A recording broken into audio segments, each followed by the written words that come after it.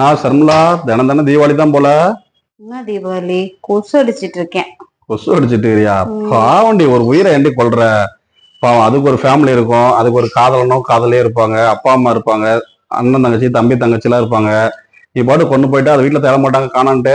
அப்படி இருந்தா அவங்க வீட்ல இருக்க வேண்டியதானே, எதுக்கு என் வீட்ல வந்துடுறாங்க? ஏற்கனவே வந்து காய்ச்சல் அது இதுன்னு 1008 நோய் வருது. இதுல சிக்கன் குனியா, டெங்கு, மலேரியான்னு வருது.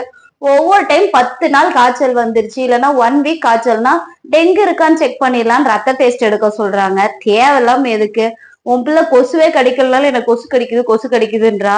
ஈவினிங்ல இவ்வளவு வேட்டையா இருந்தாவே எப்படி உள்ள வருதுன்னே தெரியல. உள்ள வந்து நைட்ல கடிச்சு வச்சிருந்து காலைல இருந்துச்சு, இங்க பாத்தியா எனக்கு வீங்கிடுச்சு, நீ என்ன கொசு அடிச்சேன்னு கேள்வி கேக்குறா. என்னாலலாம் டெய்லியும் ஹாஸ்பிட்டலுக்கு எல்லாம் அலைய முடியாது. யாரு கிடைச்சாலும் மர்டர் தான்.